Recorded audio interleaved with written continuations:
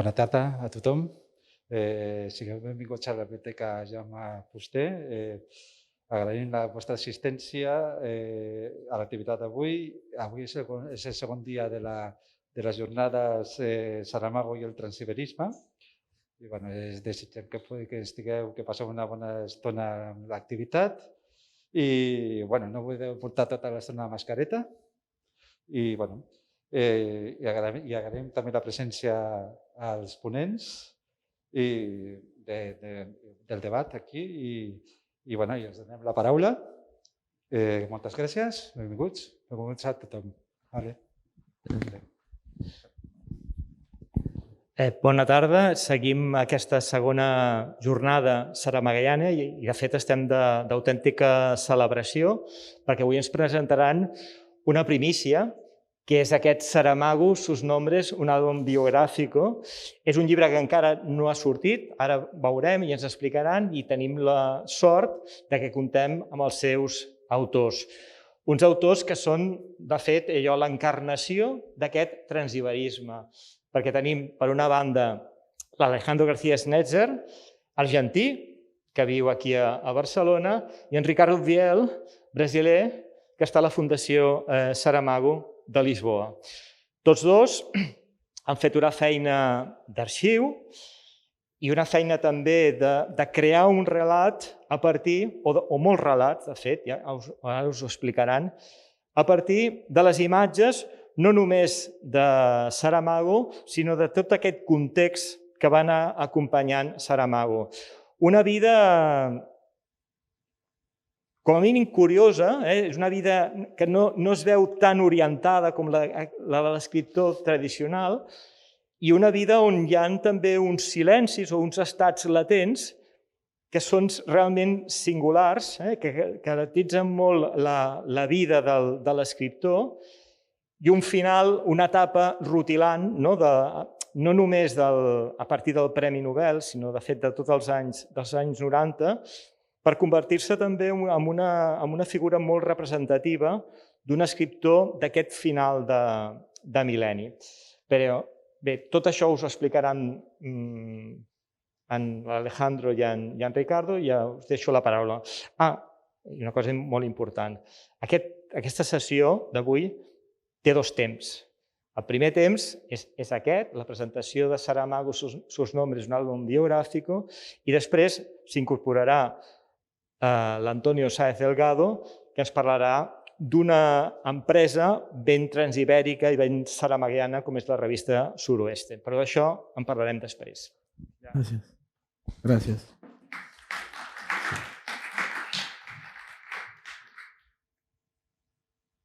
Gracias. Por mutuo acuerdo con Ricardo, me toca a mí principiar. Y en primer lugar, agradecimientos a la Universidad Autónoma de Barcelona por la invitación para presentar aquí el libro, a todo el equipo de la Biblioteca Jaume Fuster por asinar este acto.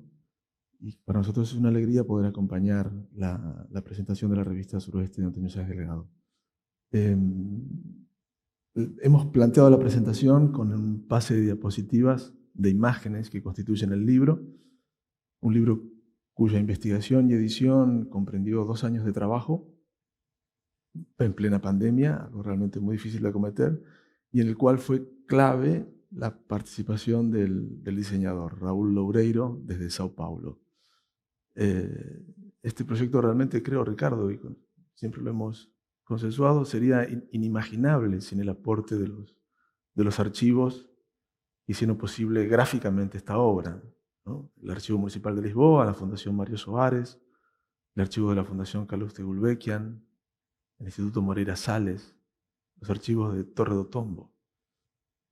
El libro se propone contar la vida y la trayectoria vital de Saramago, una vida muy extensa, y ordenar un universo que en principio nos parecía imposible de abarcar. Para ello optamos por dividir el libro en 4 secciones. La primera, sobre espacios y lugares, es de alguna manera la cartografía de Saramago, una cartografía imaginaria, los espacios que él sintió como propios, que habitó o que sentimentalmente habitó. Luego, la otra sección que es lecturas y sentidos, es decir, aquello que leyó, comprendió, entendió, interpretó. No solamente libros, sino toda la variedad de las artes y de diversas disciplinas. El tercer eje estaba centrado en los escritos y creaciones, es decir, su universo literario, que no es solamente de ficción, comprende muy diversos géneros. Y por último, un cuarto capítulo que dimos por llamar Lazos y Personas, que es el repertorio más social de la vida social de Saramago, las personas que para él gravitaron a lo largo de su vida. Por supuesto, en todo este amplio repertorio de nombres, nos fue imposible dar cuenta cabal, ¿sí?, de todo ese índice de nombres. Así que optamos por algunos nombres que fueron representativos. No están todos los nombres de Saramago, por usar una metáfora o un título de una de sus obras, pero todos los nombres que están fueron representativos de su identidad. Y con el pase de diapositivas creo que podemos dar cuenta de alguna manera transversal de lo que significa el libro. Solo decir que son cerca de 200 nombres. Estos días estábamos intentando contar, creo que al principio teníamos como 500 nombres. Y ahí fuimos haciendo ese trabajo que era lo que no cabía, lo que teníamos que quitar, y también con las imágenes igual, o sea, la cantidad de imágenes que hicimos una primera selección y luego llegar al tamaño del libro que teníamos que tener y también entender que hay cosas que se podían quitar. Fue ese trabajo, creo que fue el trabajo más complicado. También eso, trabajar en pandemia. Nos estábamos acordando que en junio o julio del año pasado conseguimos finalmente encontrarnos y nos fuimos a Lanzarote, de alguna manera intentar cerrar el libro, por lo menos avanzar mucho. Y coincidió que Jordi pasó por allá y vio alguna cosa ahí de lo que estábamos haciendo y nos dijo que igual podíamos presentarlo acá. Y todo parecía muy lejano, ¿eh? O sea, siquiera sabíamos si el libro iba a estar bueno, pero afortunadamente funcionó. Y nada, el libro se publica el día 17 de este mes, en marzo. Y luego se publica en Portugal también, en Brasil, y esperamos que en más lugares. Claro, ese era otro desafío, pensar una obra que fuera legible, ¿no?, interpretable, en Madrid, en Barcelona, en Buenos Aires, en Ciudad de México, en Roma, ¿no?, en Lisboa. Digo, hacer foco en una obra que fuera transnacional, ¿no? Y bueno, esa foto de portada. la portada, esa foto tiene una historia curiosa, que el fotógrafo se llama Fernando Pérez Rodríguez y lo contrató la revista Hola de Portugal, la revista que se llama Caras, para acompañar a una periodista que le iba a hacer una entrevista a Saramago. Eso fue en el año 96, 97. Y resulta que él luego me contó que su cámara fotográfica hacía mucho ruido y entonces no quiso, durante el tiempo que Saramago estaba conversando siendo entrevistado por la periodista, no quiso tomar muchas fotos, hizo algunas fotos, pero cuando se terminó la entrevista le preguntó a Saramago si tenía tiempo y si podía enseñarle un poco de la isla. Y Saramago tenía tiempo, estaba disponible, y entonces fueron, y Saramago fue más o menos que guiándolo por la isla. Entonces le enseñó los volcanes, las playas, los sitios que le gustaba, y el tipo tomando fotos todo el tiempo. Y resulta que la revista Caras nunca publicó la mayoría de las fotos que el tipo tomó. O sea, eligieron, igual no tenía mucho que ver con el tipo de revista, y las fotos quedaron ahí. Y este tipo también dejó de ser fotógrafo y es psiquiatra en un hospital. O sea, entonces llegar hasta él fue, Sí, o sea, primero sí. que intentar encontrar el nombre del tipo, luego, pero Claro, porque en el origen solo teníamos la imagen. Solo existía la imagen, no había ninguna referencia. Tardamos meses en Claro, descubrir es verdad, quién era el autor. teníamos en la fundación, en los archivos de la fundación, había una foto de esa serie sin la referencia de la revista, mucho menos el nombre del fotógrafo. Tardamos, o sea, yo ni me acuerdo cómo llegamos a que podía ser ese hombre, ¿no? Y entonces cuando encontré el nombre dije, pero ¿qué tiene que ver un hospital psiquiátrico con, con un fotógrafo? Pero, o sea, me contestó, me dijo, dame unos, yo sé que tengo esas fotos, pero las tengo que buscar. Y entonces al final conseguimos las fotos. Y hay otra cosa que es curiosa porque cuando Pilar vio esas fotos, Pilar estaba, yo le mandé las fotos y Pilar estaba en Lanzarote. Y pasado unos minutos me manda una foto por teléfono de la piedra. O sea que Saramago ese día guardó la piedra y se llevó a casa y sigue ahí la piedra. O sea, la piedra existe todavía. La vamos a recuperar. Ay, A ver. he pasado un montón para... ¿Cómo haces para retroceder? Eso tiene vida propia, ¿eh? A ver. Se está burlando de nosotros. A ver. Ahí está la piedra. Pero saltó un montón, pero... Aquí. Estas fotos también son de la misma serie, tampoco habían sido publicadas. De Fernando Pérez Rodríguez. Y... Ahí.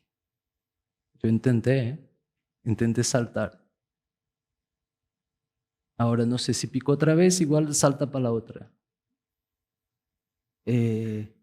Igual, quizás sea más fácil que lo pases tú, puede ser. Perfecto. Ahí está la foto de la piedra y ya podemos saltar. Bueno, Alejandro, cuéntanos. Esta foto recuerdo que la encontraste cuando fuiste a visitar Torre do Tombo, los archivos de la policía de la política. ex-PIDE, de la Secretaría de Seguridad, que tenían una ficha dedicada a Saramago porque era una persona poco confiable para el régimen, ¿no? Claro, o sea, no es que era Saramago, la mayoría de la gente ahí tenía una ficha y entonces de alguna manera eran seguidos, ¿no?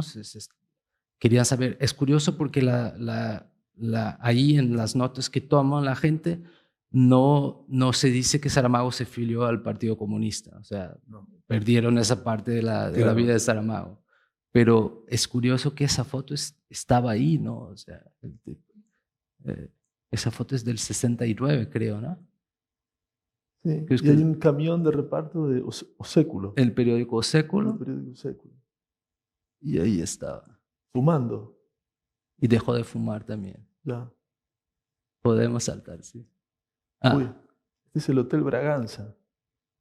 El mítico Hotel Braganza del año de la muerte de Ricardo Reis. En el 79 Saramago hace un viaje por Portugal para hacer un libro que lo habían encargado, que se llama Viaje a Portugal. Y Saramago para ese libro toma muchas fotos durante el trayecto. La mayoría de las fotos nos parece que eran para que se recordase cuando fuera a escribir el libro, de detalles, de lugares, y parece que siguió ese mismo plan para hacer el año de la muerte de Ricardo Reis, que fue publicado 4 años después, en el 84. Y entonces el Hotel Braganza, que aparece en el libro, cuando Ricardo Reis vuelve de Brasil, llega a Lisboa, es el hotel donde está hospedado. Sí, la fotografía como soporte de una escritura posterior. Eso sucede también en Manual de Pintura y Caligrafía y va a suceder, además de Viaje a Portugal y de la investigación que hace para el año de la muerte de Ricardo Reis, como vamos a ver más adelante, con el Evangelio según Jesucristo. Para esta fotografía habíamos recuperado una entrevista que le habían hecho José Martí Gómez y Josep Ramoneda para La Vanguardia en octubre de 1987. Dice José Saramago: Lisboa es en mi obra un pequeño universo por el que voy circulando. Dicen los periodistas luego. Entre los santuarios de ese territorio, hecho definitivamente propio a través de la fabulación, el Hotel Braganza. Muchos lectores de Saramago han pasado por la experiencia de reservar habitación en el hotel de Ricardo Reis. Los escarabajos y la suciedad les han echado a la primera noche. Dice Saramago: si elegí este hotel para el año de la muerte de Ricardo Reis fue porque cuando éste llega a Lisboa quiere albergarse cerca del río. En la época no había, junto al Tajo, otro hotel que el Braganza. No hay, pues, dicen los periodistas, en la elección más misterio que el que acompaña a todas las cosas. Dice Saramago luego, quiero pensar que en los años en que transcurre la novela fue tan cómodo como para que se hospedaran en él el duque de Medinaceli y el duque de Alba. José Saramago se pateó a fondo el hotel cuando preparaba la novela. La habitación 210 está descrita conforme estaba amueblada entonces, y sabe que hoy ofrece más bien pocas condiciones de confort. Advirtió a su traductor alemán, pero este no quiso hacer caso. Quiero dormir una noche en la cama en que durmió Ricardo Reis. Poder de la ficción. Ricardo Reis jamás durmió en esa cama. Ahí está. Ahora está recuperado el Hotel Braganza. Hay otra cosa ahí. Otra También cosa. es un hotel, ya tiene otro nombre, es un hotel boutique. Ahora Hotel es, Boutique. Ahora es un hotel ahora- boutique. Podemos avanzar. Otra fotografía Ah. de la serie. Claro, que Saramago también durante la escritura del libro visitó la tumba de Pessoa, que estaba en el cementerio de los Placeres. Hoy en día está en el monasterio de los Jerónimos. Y también tomó una foto ahí para registrar cómo era y describirlo después en el libro. Pasamos. Podemos pasar. Estas fotografías son en Siena. Las encontramos de casualidad. Estaban en la Fundación Mario Soares, pero estaban ingresadas con el descriptivo de José Samanae en abril de 1989.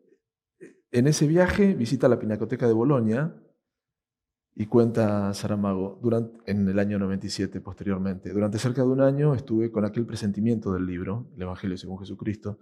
Sentía que debería ser el siguiente trabajo, pero no encontraba la punta del hilo por dónde podría tomarlo. Y sucedió que pasados algunos meses fui a Italia y en la Pinacoteca de Bolonia, entrando en la segunda o en la tercera sala a la izquierda, de repente vi todos los puntos de apoyo que precisaba para escribir el libro. Después fue el tiempo del trabajo y el romance está ahí, y la novela está ahí.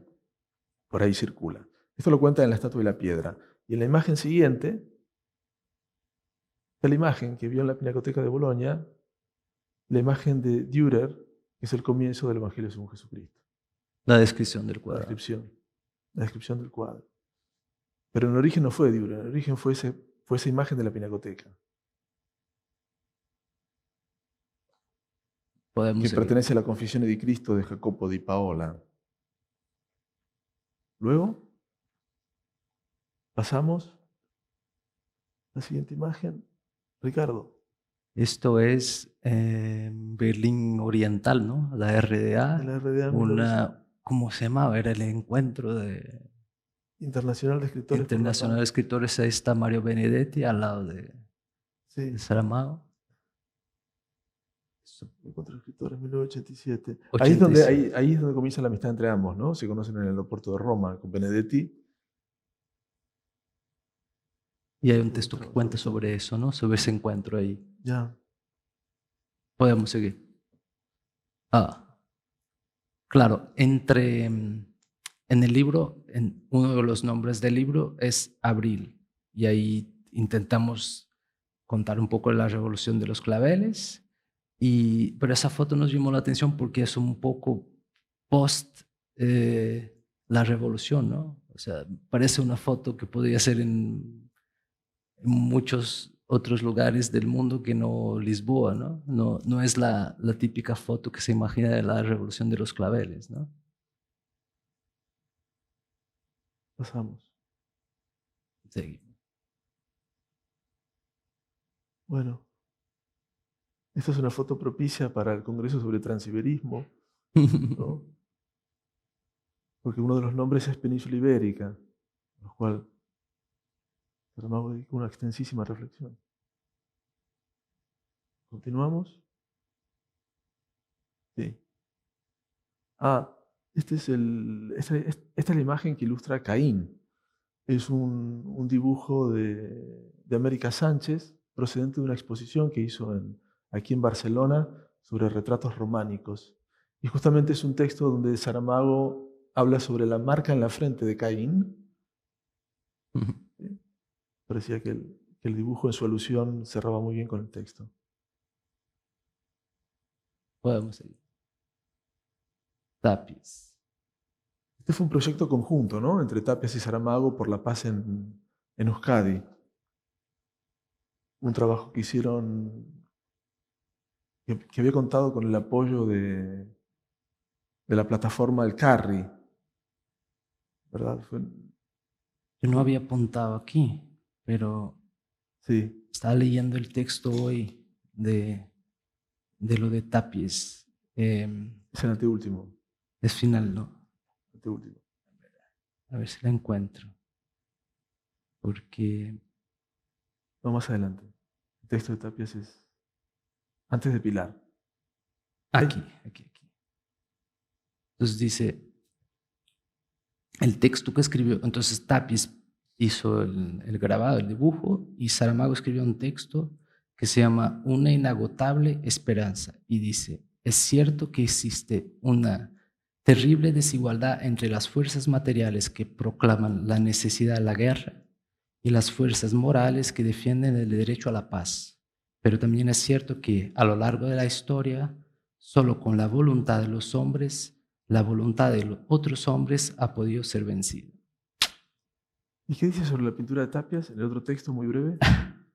Dice, eso es gracioso, dice, qué descaro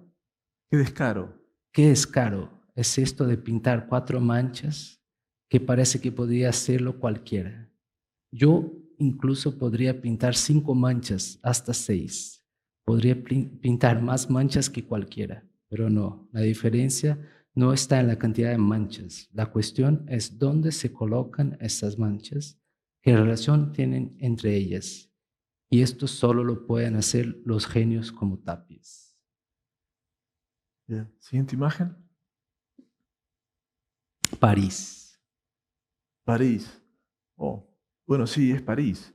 Entre los años 50 y 60 es la gran emigración de portugueses a Francia, y en París son ubicados y destinados en una cité de transit, que es un Saint-Denis, un espacio abierto, un gran descampado donde van a comenzar a construir sus chabolas, ¿no? sus viviendas. Y a ese gran espacio le habían dado el nombre, que era un espacio gélido, le habían dado el nombre de La Pampa. Así que ahí es una foto en La Pampa. Y es curioso porque la imagen que tenemos de Saramago es de un tipo que viajó todo el mundo, ¿no? Pero Saramago, el primer viaje internacional que hace es a los 45 años y va a París. Es la primera vez que sale de Portugal. Y entonces escribe una carta a José Rodríguez Miguel, que era su amigo y quien lo llevó a trabajar empezó la vida con editorial, digamos, trabajando en editorial, fue gracias a ese hombre. Entonces Saramago le escribe a Rodríguez Miguel una carta que en algún momento dice más o menos así: uno pasa media vida soñando con París y cuando finalmente llega ve el Sena, que es más o menos igual al Tajo, y se pregunta, ¿es solo eso? Luego dice, no, luego pasan los días y tú pateas París y ves que hay más cosas y todo. Pero es gracioso pensar cómo hay una parte, era lo que decías, Jordi, hay momentos de la vida de Saramago que son poco conocidos, ¿no? O sea, ese hombre que estaba ahí tenía 40 y pocos años. Hay otra carta que también recogimos en el libro de esa época, un poco antes, del 67 creo, que le escribe a otro amigo diciendo que todo está mal en su vida, que el matrimonio, que no sé cuánto, y que plantea la posibilidad de emigrar a Brasil, que era un destino donde había muchos intelectuales, gente, por ejemplo, Jorge de Sena estaba ahí, ¿no? Pero dice que todo es muy complicado, y también creo que, por ejemplo, Jorge de Sena fue a Brasil, pero tenía un puesto de trabajo, trabajaba en una universidad, era profesor. Saramago no tenía un diploma para enseñar, no. Quizá eso fue alguno de los motivos que no lo llevaron a tomar esa decisión. Pero esa vida de Saramago también es curiosa, ¿no? Esa vida menos conocida.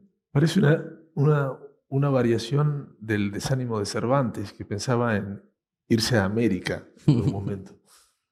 Bien. Podemos Foto empezar. siguiente. Pues este es Uy. el Saramago viajero. Esto es en China. Y entonces ahí también había una cosa curiosa que era, queríamos saber qué estaba escrito aquí. Y Entonces Ricardo hizo un curso intensivo de chino y consiguió descifrar lo que decía, y según lo que decía la estatua del Buda da Alegría, fundada por 3 monjes en el año 91, la leyenda dice: salva a personas en peligro, gasta dinero correctamente, ten bendiciones infinitas por causa de la moral alta, vida larga y saludable por causa de las buenas acciones. podemos pasar. ¿Acaso lo supo? ¿Acaso su traductor se lo dijo? Otra vez China, podemos pasar. Cuba. Cuba. Es el primer viaje que hace a Cuba y desde Cuba le escribe una postal a su madre que dice: querida madre, después de un viaje de 10 Es la horas... foto siguiente. La foto siguiente. Sí. Después de un viaje de 10 horas de avión, acá estamos en este país que tanto deseé conocer. Habana es una ciudad bonita y las personas son muy afectuosas y amigables. Besos de tu hijo, José. Y es 1981, aunque el sello sale mal, ¿no? Noviembre. 28 de noviembre del 81. Y podemos pasar. La Biblioteca Lorenciana. Eso entra en lo que tú decías, ¿no? De los sentidos, ¿no? Sí, esta es la foto de apertura del capítulo de Lectura Sentidos, que es como la epifanía, ¿no? Una suerte de revelación que tuvo con esa biblioteca, un impacto que le produjo la visión de la Biblioteca Lorenciana, diseñada por... En Manual de Pintura y Caligrafía dice: la Biblioteca Lorenciana, el sitio donde la arquitectura atingió la perfección extrema. Nunca más se ultrapasó, nunca más fue ultrapasada, ¿no? Eso lo contaba en el 77. Años y años después, en 2009, volvería a recordar y a decir: ¿puedo leer en portugués? ¿Puedo ler em português? Claro que sim. Choque mais choque aconteceu-me em Florença. É uma cidade inesgotável. Nunca se acaba de ver Florença. Eu estava só e lembro-me de um sítio onde há um desses mercados de rua e uma igreja que nem acabada está. Como sabia que havia ali a Biblioteca Lorenciana do Lorenzo de Medici, fui lá. Nunca me aconteceu nada assim. O acesso à biblioteca é riquíssima, faz-se por um pequeno espaço que não tem nada de especial a não ser uma escada. O que conta é a escada. Nem sequer foi esculpida por Miguel Ângelo, porque aquilo é trabalho de canteiro. Mas ele desenhou-la. Quando eu enfrentei-me com ela, nunca me tinha acontecido tal coisa. Tremi da cabeça aos pés. Vi muita coisa. O Uffizi, o Palácio Pitti, o Louvre, o Jeu de Paume. E creio que vi muito. Anos depois, voltei lá e o milagre já não aconteceu. Mas a grande emoção estética da minha vida não é um quadro de Rembrandt, do Van Gogh ou do Velázquez. Foi uma escada. Talvez não fosse o supra-sumo da escada, mas era e é, para mim, o supra-sumo da arte. Seguimos. Bueno. Aquí las opiniones están divididas sobre quién es. Algunos dicen que es Ricardo Reis, otro Álvaro de Campos. Pero no, es Pessoa, que estaba, una fotografía que estaba allí en el archivo de la biblioteca de Última Thule, en Madeira. En Madeira. Ahí hay un misterio, porque yo no sé por qué fuiste a buscar a Fernando Pessoa en la biblioteca, en los archivos de Biblioteca de Madeira.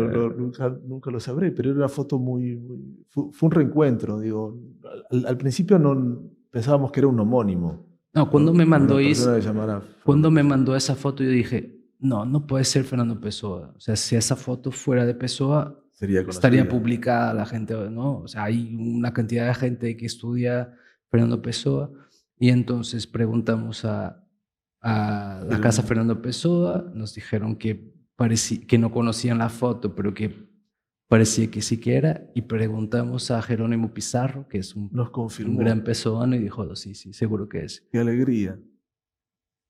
Y empezó ahí como pocos meses. Y la foto fue parar en el archivo de Madeira porque el fotógrafo de Lisboa era de ahí, ¿no? Entonces después cuando Legó. la familia... Y también era otro caso de que la foto estaba mal registrada, ¿no? Estaba Fernando Pez o algo así, ¿no? Atribuida. Era una atribución. Y por eso no se encontraba tan fácil. ¿Qué pensaría, no? Lo que vendrá. Podemos seguir. Aquí. La Peña. La familia ¿Dónde y cuándo es Naciñada. esto? ¿Dónde y cuándo es esto? Entonces, bueno, está ahí la raíz, ¿no? Tu primera mujer. Y el La de abuela. Rey, sí. El abuelo, la madre, el padre y el tío Manuel. Hay momentos de la vida de Saramago que es muy difícil identificar qué edad podía tener, porque parece que cuando hay fotos de los 20, 30 años que parece un señor mayor, y luego hay fotos de cuando tiene 50, 60, 70 que parece más joven. Entonces, pero aquí podría tener 20 años o algo así, ¿no? Sí. Mediados de los 50, antes del 55, supongo. Vale, seguimos. Bueno, esta foto es del 77 en Lavre. Lavre es una aldea del Alentejo donde Saramago pasó una temporada, algunos meses, porque tenía la idea de escribir un libro que es Levantado del suelo. Y él estuvo ahí una temporada y estuvo con esa familia se llamaban los Bazuga. Y fue los que... Saramago conoció a esa gente porque ya es el proceso después de la revolución, ¿no? Entonces, entre los colegas querían formar una biblioteca ahí en ese pueblo. Entonces, Saramago reúne el libro con la gente y lo mete en el coche y va a llevar los libros y empieza a establecer una relación con esa gente. Y en algún momento dice que le escribe a ese señor y le pregunta si... Él le explica que quería igual pasar un tiempo ahí si habría un lugar donde podía estar.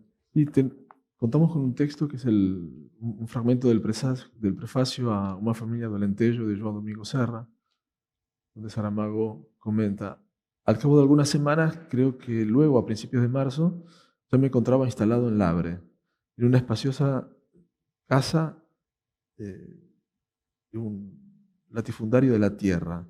Los otros cuartos estaban ocupados por familias necesitadas, con ventana hacia un gran patio interior, una cama bastante confortable, una pequeña mesa donde la Hermes Media, la máquina de escribir, esperaba la diligencia de mis dedos, el libro cuya traducción me había propuesto adelantar a intervalos de mis indagaciones, un diccionario de francés-portugués. En cuanto al sustento, me había situado en casa de los Bazuga. Me habían prometido almuerzo, comida y cena, como un señor. Nunca conocí mejor gente.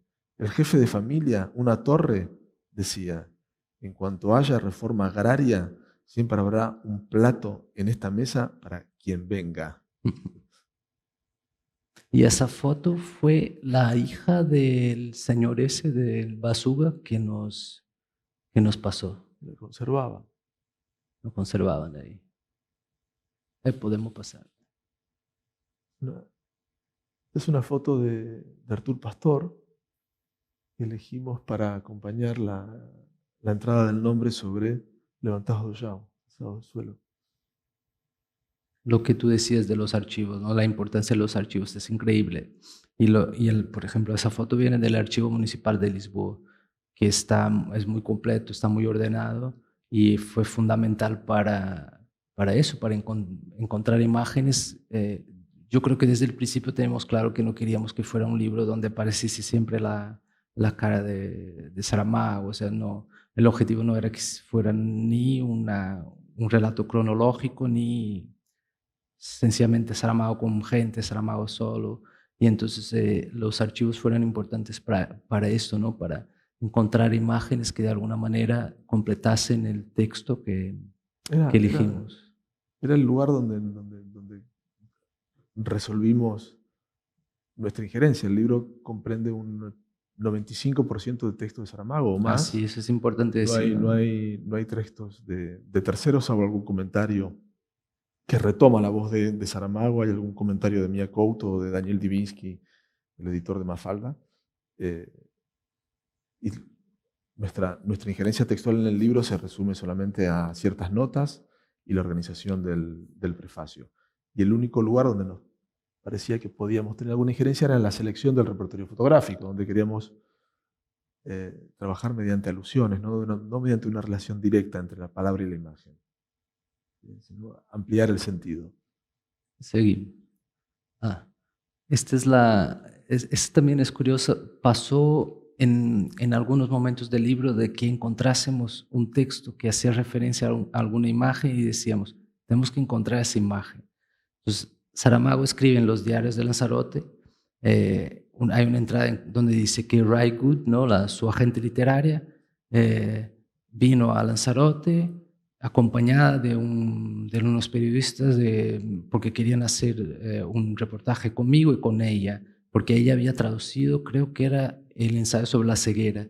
Yeah. Y entonces pensamos, esa foto tiene que existir, o sea, esa revista tiene que existir. Y entonces estaba ahí en los archivos de la fundación. Y es curiosa, ¿no? Una foto bastante moderna. Y aquí en el libro hay una carta de Ray Good que es de los años 80, no sé si es 85 o 87, pero es una carta donde ella escribe a Saramago diciendo que leyó su libro y que le gustaría mucho ser su agente literario, que no sabía si tenía un agente literario, que quería ser su agente literario. Bueno, y durante toda la vida fue su agente literaria. Y también en el libro hay otra carta que es la carta de Carmen Balcells, que Carmen Balcells escribe a Saramago diciendo algo como cada día que vengo a trabajar me acuerdo de que hay en un cajón de mi mesa la carta que me escribiste.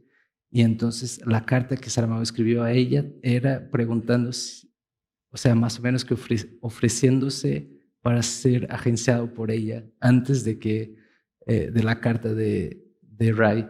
Y entonces Carmen Balcells dice, yo sé que un día te van a dar el premio Nobel y me voy a arrepentir mucho de nunca haber contestado esta carta, pero te voy a llenar la casa de flores. Y entonces cuenta Pilar que el día después de que 4 años después de la carta. 4 años después de la carta. 94. Cuando le dan el Nobel a Saramago, Carmen Balcells les manda unas flores a Lanzarote. Vamos a la próxima. Esa foto es de King Manresa, ¿no? Sí. Es una foto de King Manresa y justamente casa extraordinariamente con un fragmento que usamos para el nombre de Raimundo Silva. De la historia del Cerco de Lisboa. De la historia del Cerco de Lisboa, donde cuenta que primero hay un comentario donde Saramago dice que hay mucho de él en el personaje de Raimundo Silva. Y justamente hay un fragmento de Raimundo Silva subiendo al Castelo de San Giorgio y viendo desde arriba la ciudad. Parecía un encuentro, una casualidad notable. Seguimos. Esta foto es de Sebastião Salgado y de una visita que él y Lelia, que es la mujer de Sebastião Salgado, hacen a Lanzarote en el 97, cuando había un proyecto de un libro que se llamó Tierra, que era un libro que tenía un texto de Saramago, las fotos de Sebastião Salgado sobre el movimiento de los Sin Tierra de Brasil y una canción de Chico Buarque. Sí. Y esa foto también es inédita. Nos regaló Sebastião Salgado. Podemos seguir. Esta foto es del entonces embajador de Portugal en Estocolmo. De Portugal en Estocolmo. El embajador de Portugal en Estocolmo. Paulo Castilho, exactamente. Durante la ceremonia de... Bueno, Bueno, Carlos, Carlos Reyes estaba ahí. Tú estabas allí. ¿Te acuerdas cuál era tu Testigo. mesa? Testigo. ¿Qué? 1.800 personas. Sin distancia de seguridad. Sin distancia de seguridad. No, en esa época no hacía falta. Bueno, seguimos. Estas son fotos Tomadas por Saramago. por del sus hotel, ojos. ¿no? Sí, desde el hotel de las vistas de Estocolmo. Y hay un texto ahí que cuenta la nieve, de las memorias de ese día. Pasamos. Esa foto es en Mafra, en el convento de Mafra, que es donde pasa la historia del memorial del convento, ¿no? Y elegimos esa frase, nos pareció una buena consigna Del propósito del libro. la distancia entre lo que fue una persona y lo que se recuerda de ella es literatura. Es del 82 esa foto. Bien. Y hay una foto más, ¿no? Ese es cuando empezamos a encontrar las fotos de Saramago y nos dimos cuenta de que igual no valía la pena repetir muchas imágenes. También tiene un poco que ver con eso. O sea, el traje más o menos siempre o un gris o un azul oscuro, las manos en el bolsillo, no hay mucho el cambio de pelo, las gafas son la misma, o sea que no es, si fuera la fotobiografía de Almodóvar a lo mejor se podía jugar más con eso, ¿no? Pero no, más o menos siempre es así. Es difícil encontrar una foto suya sonriente, como la que está aquí. Y entonces fue un poco por eso que entendimos que teníamos que bucear también en los archivos, ¿no? No. Y bueno, ahora yo quería invitar a nuestro amigo, que fue el traductor del libro. Nuestro amigo copartícipe del libro. Nuestro... Antonio Cés Delgado. Por favor. Tengo que agradecerte porque hay unas cuantas erratas que nos salieron en el libro por tu trabajo, porque Gracias me mandabas a ti. cosas diciendo, eso no entendí muy bien. Y entonces me daba cuenta de que era una errata y lo corregíamos. Entonces también gracias por eso. Y no sé, quería preguntarte qué fue lo más complicado, si hubo alguna complicación en traducir ese libro, cómo fue el trabajo. Fue súper rápido, ¿no? Ajá. Estaban ahí.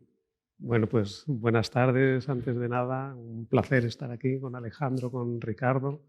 Agradezco también la invitación a todas las personas que han organizado este congreso, que personalizo en Jordi. La verdad es que traducir a Saramago nunca es fácil, nunca es fácil. Comparado con otros escritores portugueses de los que yo he traducido, pues diría que Saramago probablemente es el que presenta más dificultades del lado del ritmo, de la secuencia narrativa, ¿no?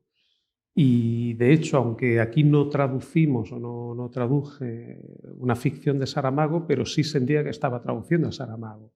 Y otra gran dificultad era la diversidad de los textos, porque cada texto era completamente diferente del anterior, ¿no? Entonces, los textos de Saramago, cuando estás trabajando con ellos, sientes mucho desde el punto de vista del traductor una especie como de pulso narrativo. Y cada texto tiene un pulso narrativo diferente, ¿no?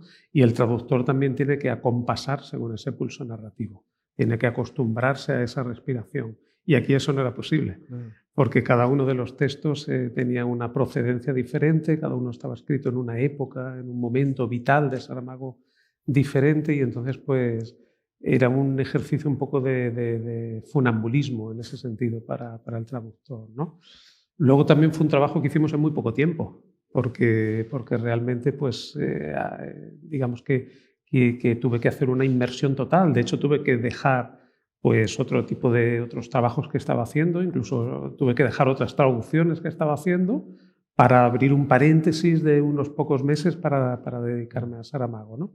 Entonces fue un trabajo que recuerdo como muy intenso, apasionante porque había mucha información pues, que yo desconocía y que me resultó muy interesante y al mismo tiempo pues, muy positivo, muy atractivo para mí pues, en cuanto al diálogo que establecimos alrededor de algunos textos, ¿no? Las dudas que le iba preguntando a Ricardo, algunas cuestiones que me resultaban extrañas y que íbamos compartiendo, ¿no? Y que ayudaban pues, a iluminar textos que para el traductor que trabaja a veces muy aislado de todo el contexto del autor, que en este caso pues, no está con nosotros, pues siempre favorece, ¿no? Siempre la posibilidad de dialogar con alguien que sirve como de medium entre el autor que ya no está y el traductor, pues siempre era muy interesante. Alejandro estaba traduciendo sobre la marcha, porque el texto que tenemos aquí era en portugués, y hay una palabra que él saltó, que es aboletarse, ¿no? Aboletado. Sí. Eso en Brasil no se dice, pero en Portugal es muy común, ¿no? Sí. Yo estaba curioso y ahora fui a buscar. ¿Tú te acuerdas cómo lo tradujiste?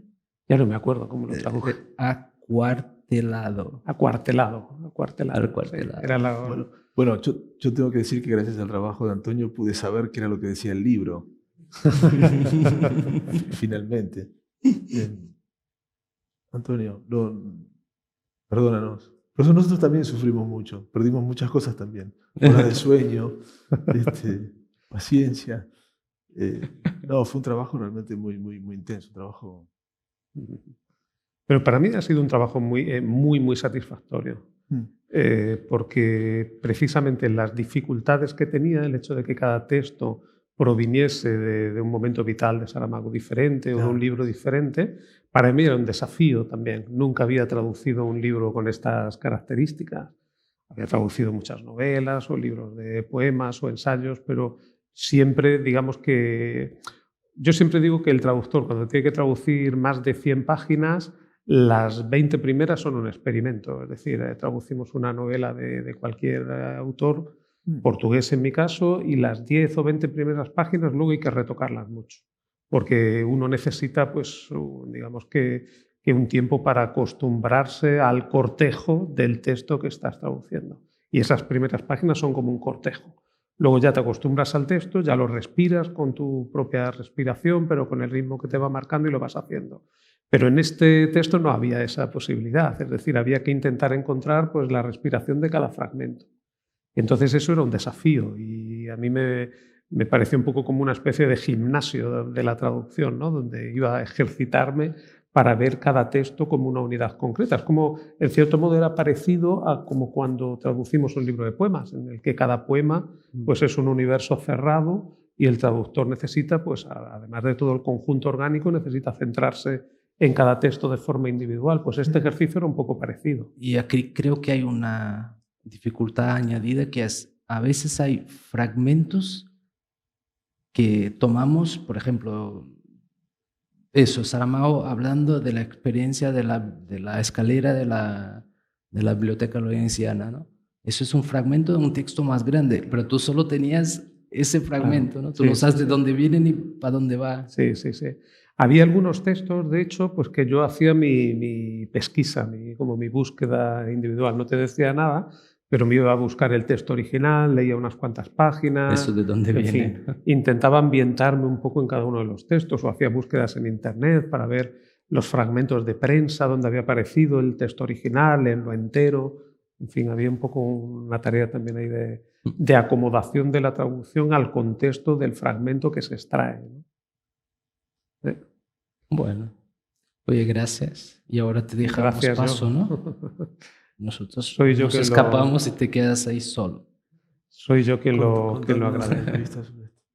Gracias, Antonio. Nada, gracias a vosotros.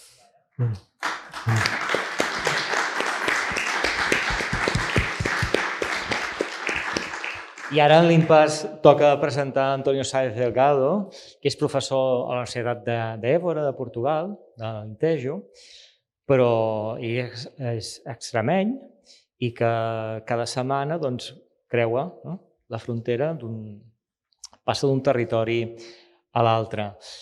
De fet, ja de les seves investigacions, ja de ben jove, s'ha sentit molt interessat per les relacions entre la literatura espanyola i la portuguesa molt focalitzat en l'ultraisme andalús i les relacions amb l'avantguarda portuguesa, concretament amb Pessoa, i de fet aquesta recerca l'ha anat ampliant i és referència a Portugal, a Espanya i arreu d'aquest trànsit cultural entre un país i l'altre.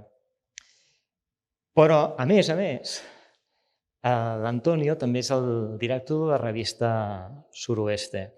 Crec que és molt important, en el moment de parlar de l'iberisme i del transiberisme, que sempre ha tingut una gran projecció cultural i específicament en la premsa. De fet, quan en l'escenari ibèric comença a entrar a Espanya i a Portugal a la segona meitat del segle XIX, són moltes les publicacions que adopten el nom de la Ibèria o la il·lustració iberoamericana. I, de fet, els iberistes il·lustres de començaments del segle XX ja parlen sempre d'aquests projectes de premsa on la literatura de totes les llengües ibèriques pugui ser compartida. Crec que hi ha un espai a la península que destaca recentment per aquest projecte i aquests projectes reeixits. I és Extremadura, sens dubte. I Extremadura és un espai d'una gran diversitat cultural, lingüística, amb un enclau portuguès, amb un lloc on es parla a Fala, és una llengua que en l'atles lingüístic pertany a l'àrea gallega, però està ja enclavada a la serra d'Extremadura. I en aquest territori hi ha hagut gent, que l'Antonio ens podrà parlar perfectament, on han endegat projectes com Espacio Espaço, que es troba una de les revistes més interessants, més importants d'aquest trànsit de segle. I Suroeste, d'alguna manera, recull bona part d'aquest projecte i del qual ens sentim molt orgullosos, també des d'aquí, perquè hi ha hagut molts poetes i escriptors en llengua catalana que hi han col·laborat, algun està aquí en aquesta sala. I bé, Antonio, moltes gràcies per venir aquí i per la complicitat de tants anys. Pues muchas gracias a ti, Jordi. Es un placer de nuevo y hablaros un poco del proyecto de la revista Suroeste, que es una revista que nació hace 11 años en Extremadura, en Badajoz.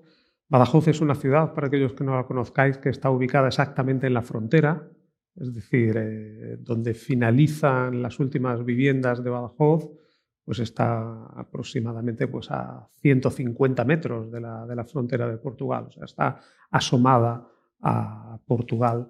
Es una revista que tiene como subtítulo Revista de Literaturas Ibéricas y que tiene como compromiso con el lector lo siguiente. Suroeste es una revista que publica textos inéditos de autores que escriben en lenguas ibéricas sin traducción, es decir, excepto en el caso del euskera. En el euskera sí se pide una traducción a alguna otra lengua ibérica. Digamos que lo que pretende Suroeste es convertirse en una especie de foro de encuentro, de lugar de encuentro entre las diferentes literaturas ibéricas, pidiendo al lector el compromiso y también la complicidad de que lea al otro escritor ibérico en su propia lengua. Es decir, pedimos al lector que haga ese pequeño esfuerzo de intentar comprender la otra lengua ibérica, de alguna manera como un símbolo de esa voluntad de querer caminar hacia el futuro, hacia un punto de encuentro con los textos. Esto lo hacemos en todas las lenguas, como digo, excepto en el caso del euskera, y publicamos tanto creación literaria, poesía, narrativa y algunos ensayos literarios, como también publicamos una parte más académica de ensayos propiamente académicos o de reseñas de libros. También cada número de la revista, que es anual, pues publica unas separatas de artistas plásticos también ibéricos, unas veces españoles, portugueses, en fin, de todo el ámbito, incluso algún hispanoamericano también ha aparecido ya también. y la voluntad de la revista pues, es la de intentar conseguir un número cada vez más abundante de personas que se hagan cómplices de nuestro proyecto. En Suroeste publican en cada número entre 30 y 40 escritores que ceden además gratuitamente sus originales. Ya hemos publicado pues, a casi 400 escritores. En el staff de la revista pues, contamos con personas de todos los ámbitos culturales y lingüísticos de la península. Aquí en Cataluña en concreto contamos con Jordi Sardà y con Víctor Martínez Gil, que son nuestros contactos aquí y las personas que nos ayudan a delinear la estrategia de cómo conseguir contactar con autores para invitarles a colaborar en la revista. Antes hablaba Jordi de Extremadura y de la voluntad de Extremadura de encontrarse con Portugal, sobre todo.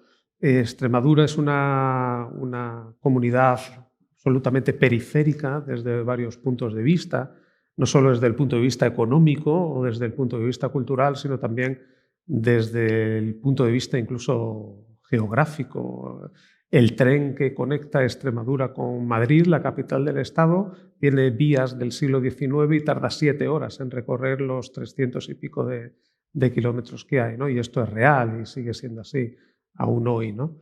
Sin embargo, Extremadura, a pesar de eso, y probablemente por esa sensación de aislamiento, de distancia con respecto a Europa, a mí siempre me viene a la cabeza una frase de Fernando Pessoa que, refiriéndose a Portugal, decía: Portugal es una adyacencia civilizada en relación a Europa.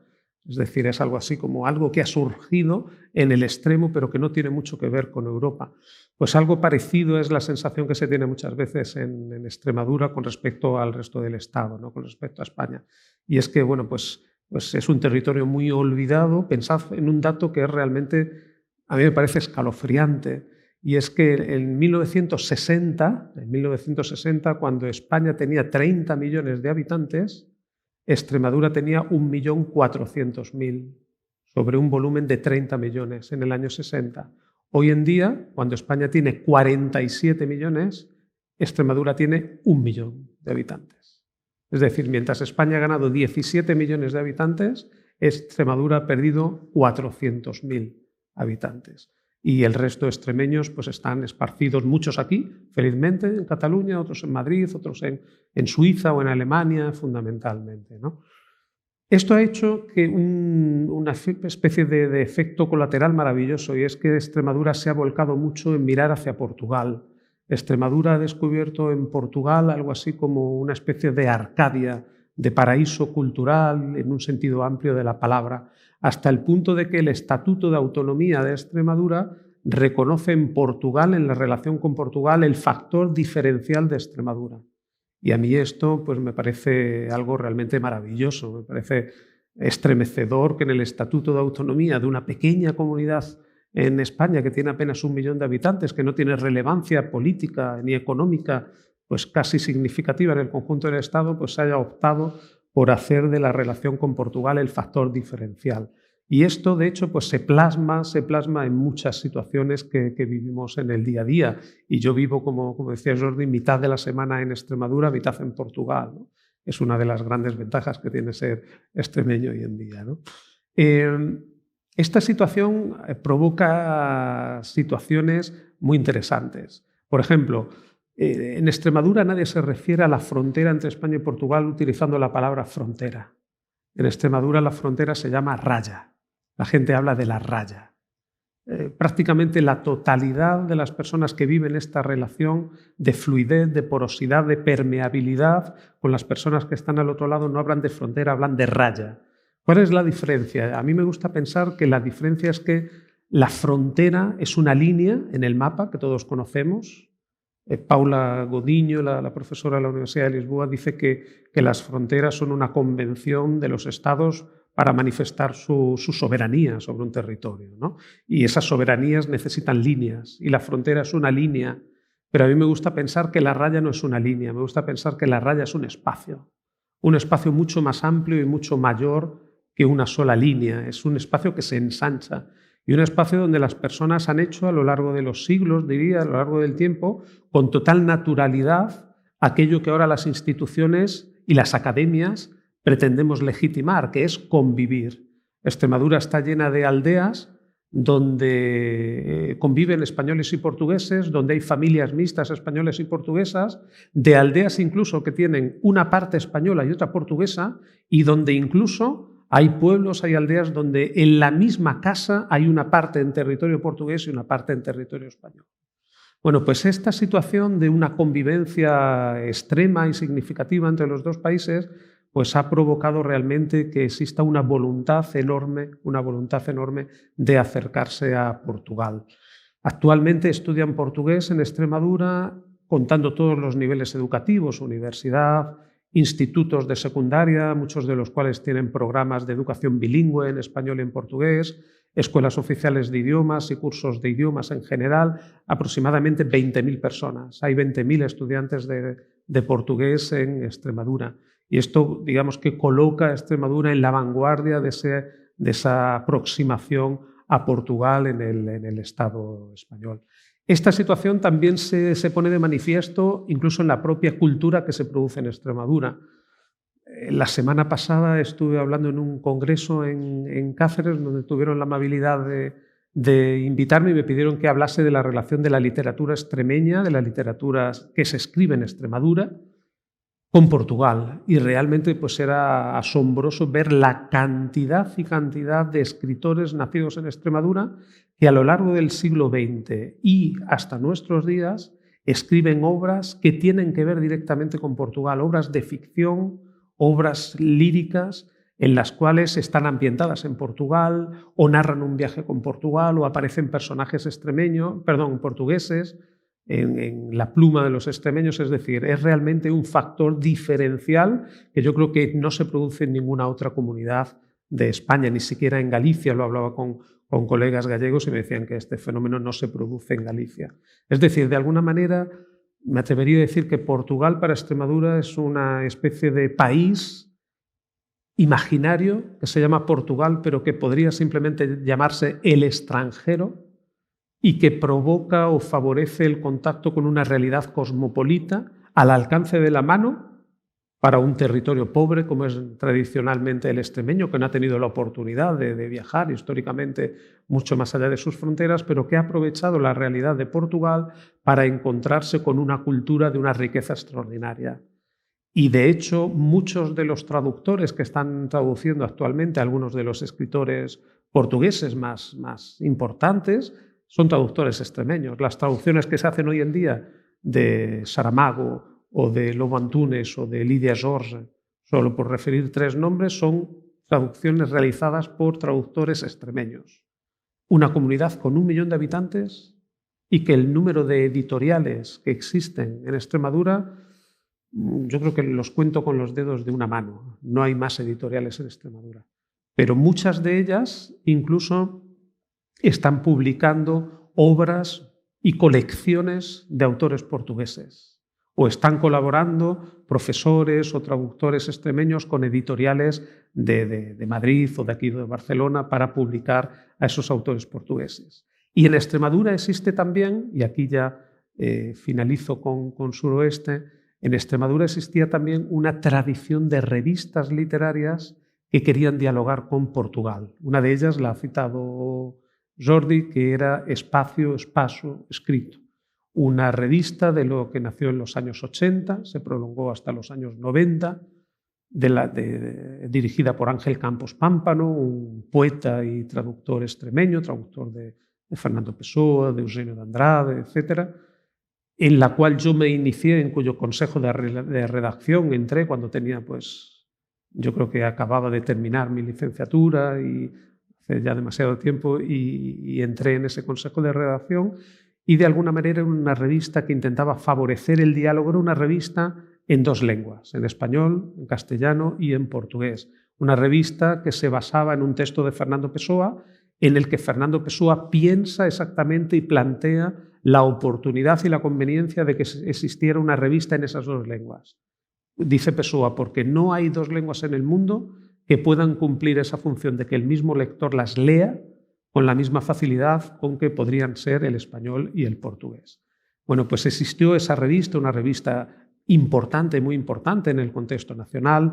Existió en paralelo a esa revista una derivación que fue muy apoyada por Manuel Herminio Monteiro, el que fuera editor de Asirio y Alfín, que se tituló Hablar, falar de poesía, y Suroeste pues retoma un poco esa línea, esa voluntad de trabajo, que es la voluntad de otras muchas revistas a lo largo del siglo XX, pues desde revistas del principio del siglo XX como Renacimiento Latino, Revista Ibérica, una revista que se hizo a primeros de siglo en Lisboa que se llamaba Revista Nova y que tenía también una voluntad inequívoca de acercarse a la literatura escrita en el resto de la península, la propia revista Contemporánea en Lisboa en los años 20, que llegó a estar acusada por los lectores portugueses de estar vendida al oro de España, les decían, porque publicaban muchas colaboraciones de autores españoles, la revista Bandaga en Portugal, la revista Boca Bilingüe, es decir, un conjunto de revistas que a lo largo del siglo XX habían planificado y habían planteado la posibilidad de que en sus páginas confluyesen el español y el portugués. Solo que Suroeste, en este caso, pues se planteó también el interés de que no fuesen apenas el español y el portugués las lenguas que cupiesen en sus páginas, sino que la revista fuese el reflejo de la pluralidad cultural y lingüística de toda la península. Desde Suroeste estamos convencidos y digamos que la idea que lanzamos es el convencimiento pleno de que somos privilegiados por vivir en un espacio cultural plurilingüe, polimorfo, heterogéneo, dinámico, en el que existen varias culturas que coexisten y que se relacionan, muchas veces relaciones basadas en la tensión, pero esa propia tensión hace también que evolucionen y que estén permanentemente en contacto. Ese es el proyecto de Suroeste, un proyecto en el que, como digo, cada vez son más cómplices y en el que os invitamos a todos también a participar. De hecho, hay un conjunto ahí de 25 revistas que tenemos para ofreceros, para regalaros. Por la cuenta que hago así de cabeza, creo que va a haber revistas para todos.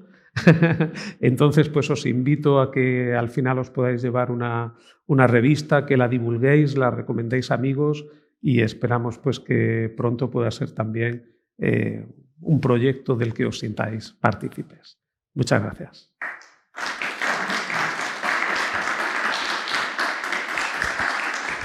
Gràcies.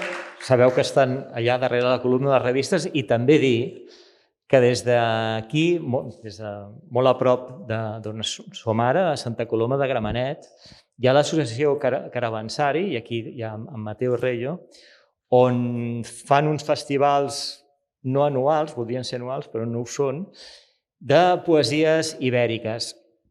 Poesies en llengua portuguesa, gallega, basca, espanyola i catalana. I que també publiquen una revista, Caravansari. Vull dir que aquest món de les revistes literàries en llengües ibèriques també es fa des de Catalunya.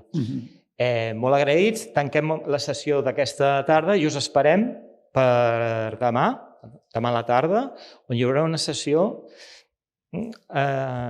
adreçada a les relacions entre Saramago i les Àfriques. Moltes gràcies i fins demà.